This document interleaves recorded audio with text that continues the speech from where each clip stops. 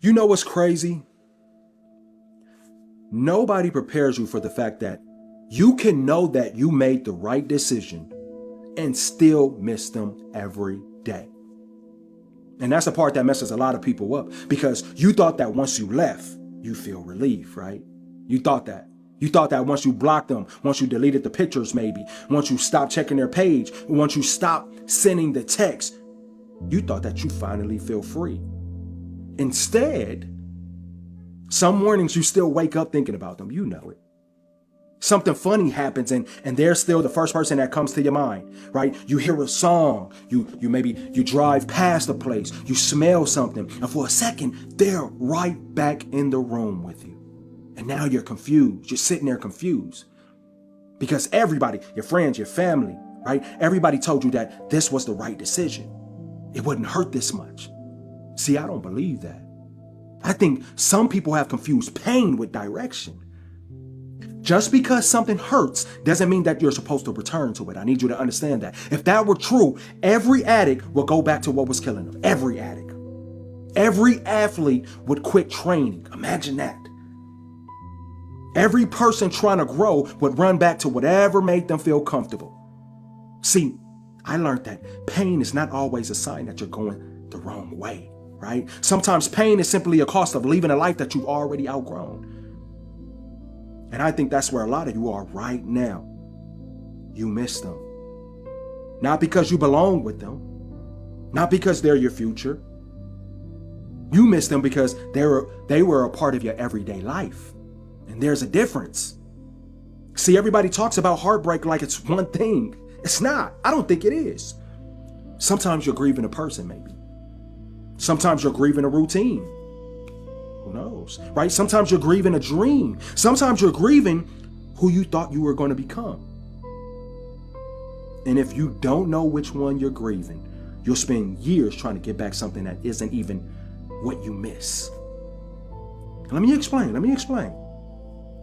Imagine somebody worked at the same job for 15 years. Every morning, same drive, same parking spot, you know what I'm saying? Same co-workers, same lunch break, same routine. And then one day they leave. Even if the opportunity is better, guess what happens? For months, their body still reaches for the old routine. Not because the old job was better. No, I'm not saying that. But because familiarity leaves fingerprints.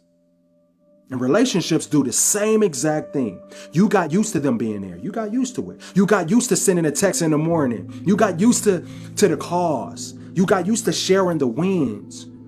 You got used to sharing your bad days, right? And now that seat is empty. The phone is quiet now. The routine is gone. So naturally, part of you reaches back. See, that's human. But here's where people get stuck. Right here. Watch this. They interpret that feeling as instruction.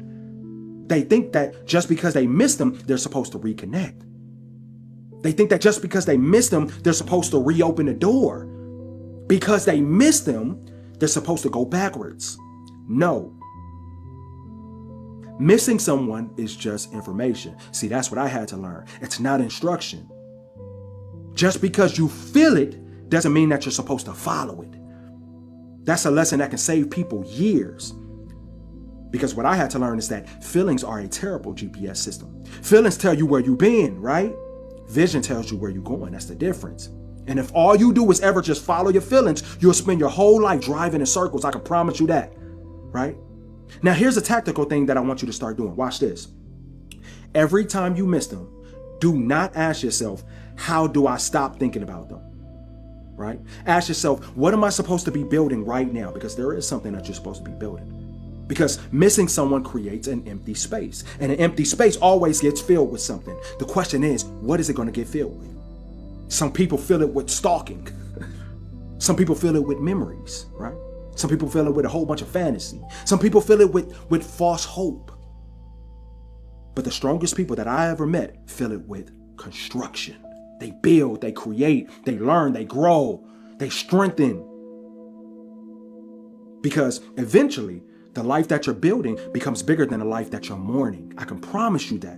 And one day something strange happens. You realize that you haven't thought about them all day, then all week, then all month, then all year. Not because you force yourself to forget, no, but because your future finally became more interesting than your past. And that's why Proverbs 4 verses 25 starts to make sense, see?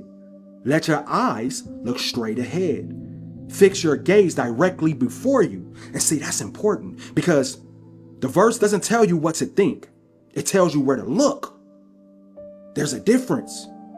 You can think about yesterday and still walk towards tomorrow, right? You can remember what happened and still move forward. You can do that. You can miss somebody and still keep your eyes pointed in the right direction. And I'll be honest with you. I'll be honest with you right now. There are still people from my past that cross my mind sometimes. I'll be honest, right? There's certain memories that still show up in my mind, right?